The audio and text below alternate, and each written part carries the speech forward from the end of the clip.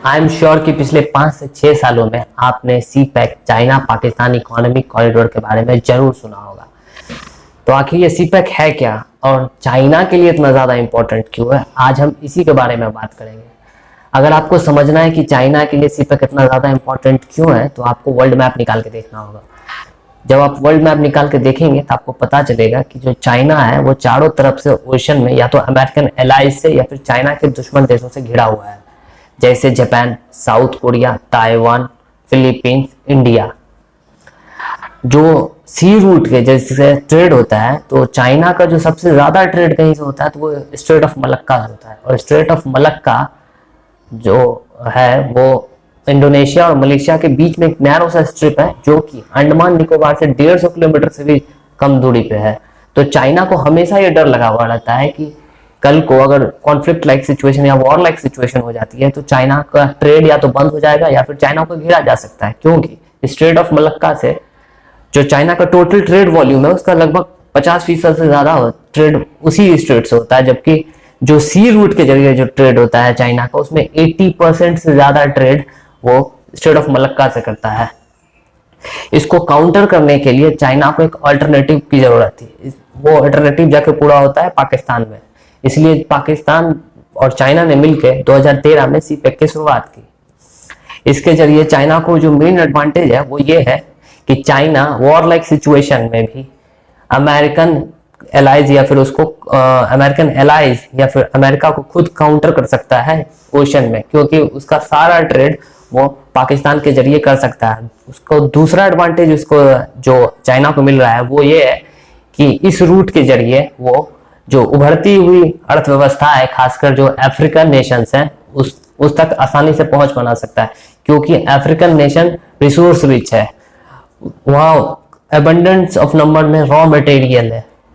आपको पता होगा सोना, चांदी, लिथियम, हीरा, बहुत सारे और भी जो मेटल्स हैं वो चाइना इन सारे देशों से लेता है और अपने यहाँ फैक्ट्रीज बनाता है और पूरी दुनिया में एक्सपोर्ट करता है। इसका और फायदा ये होगा कि जो रूट है वो शॉर्ट हो जाएगा, एकदम छोटा पड़ जाएगा, जिसके कारण जो ट्रेड में एक्सपोर्ट और इंपोर्ट में जो दिन लगता था वो कम हो जाएगा। इससे होगा ये कि जो कॉस्ट है बनाने के एक प्रोडक्ट को वो घट जाएगी और चाइना का सामान और ज्यादा सस्ता हो जाएगा, जिससे वो और ज्यादा ट्रेड कर सकता है। तीसरा फायदा उसको चाइना को ये है, जब आप चाइना का मैप को उठा के देखते हैं तो जो चाइना की 90% से ज्यादा आबादी है उसको उसकी ईस्टर्न साइड में रहती है, और जो उसके आधे से ज्यादा देश, लगभग 2/3 देश का जो लैंड है उसमें बहुत कम लोग रहते हैं। लेकिन उसमें 2 मेजर रीजन्स है, जहां पर एक वीगर मुसलमानों का जो क्षेत्र है ईस्ट तुर्किस्तान जिसको वो लोग कहते हैं, वो सिंजियांग, और दूसरा है तिब्बत। ये रीजन अंडर डेवलप्ड है। अगर चाइना सी पैक को गुजारता है और OROB से जोड़ता है तो जो चाइना का ईस्टर्न पार्ट है वो तो ऑलरेडी डेवलप है, जबकि जो वेस्टर्न पार्ट है वो भी डेवलप हो जाएगा इसके जरिए। चाइना को ऐसा लगता है कि वो इस रीजन में जो अलगाववाद की जो प्रॉब्लम है, जो मिलिटेंसी है, उसको काउंटर कर सकता है डेवलपमेंट के जरिए। चौथा जो चाइना को फायदा मिलेगा चाइना को इंडियन ओशन तक पहुंच मिल जाएगी। इंडियन ओशन में इंडिया को वो काउंटर करने का वैसे भी सोच रहा है, तो चारों तरफ से स्ट्रिंग ऑफ पर्ल्स में एक एडिशन ये हो जाएगा कि चाइना को एक और रूट और इंडियन ओशन तक एक्सेस मिल जाएगा अरेबियन सी के जरिए। और पांचवा जो बेनिफिट है वो है जो चाइना को हो रहा है वो ये है कि चाइना पाकिस्तान को डेट ट्रैप में, मतलब कर्ज के माया जाल में फंसा देगा। इससे चाइना पाकिस्तान को एक कठपुतली स्टेट की तरह और उसके पॉलिसी मेकिंग में इंटरफेयर कर सकता है। चाइना चाहता है कि पाकिस्तान फुल्ली तरह से उस पर डिपेंडेंट रहे, ताकि कल को अमेरिका को काउंटर करने के लिए जब पाकिस्तान की जरूरत पड़े तो पाकिस्तान उसके गोद में बैठा हुआ रहे। और ये तो हुई चलिए सिर्फ अभी तक कि चाइना के लिए क्यों सी पैक इम्पोर्टेंट है। अगर आप बात करें प्रॉब्लम्स की तो ऐसा नहीं है कि इसमें प्रॉब्लम्स नहीं है। इसका सबसे बड़ा प्रॉब्लम तो बलूचिस्तान है, क्योंकि बलूचिस्तान में चाहे वो बलोच नेशनल आर्मी हो या फिर बलूचिस्तान लिबरेशन फ्रंट हो या फिर TTP जो तहरीक तालिबान पाकिस्तान है, उन तीनों ने यहाँ पर टेररिज्म का ऐसा तांडव मचाया हुआ है कि चाइना को हमेशा ये डर लगा रहता है कि कहीं उसके प्रोजेक्ट्स पर कोई आंच ना आ जाए।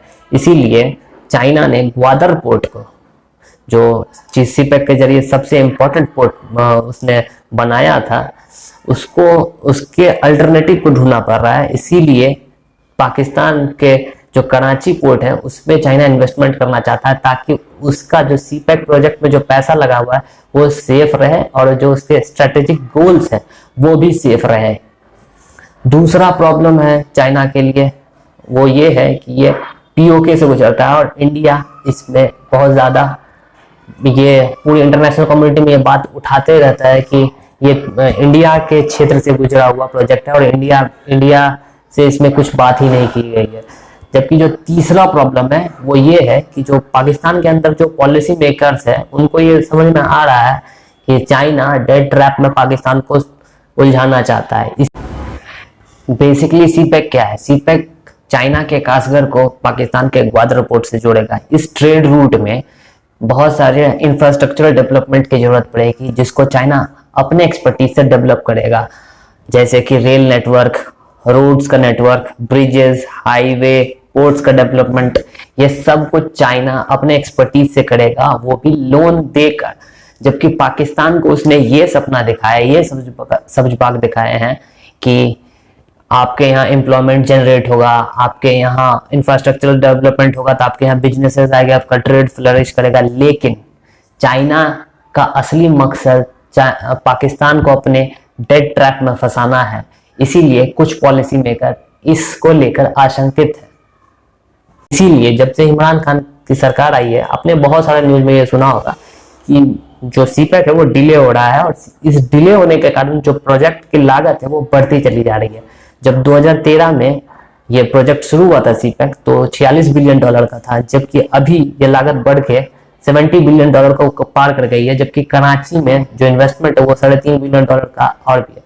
तो ऐसा माना जा रहा है कि अगले कुछ सालों में ये 80 बिलियन डॉलर को भी पार कर जाएगा, और ज्यादा फर्दर और डिले अगर हुआ तो 100 बिलियन डॉलर को भी पार कर जाएगा।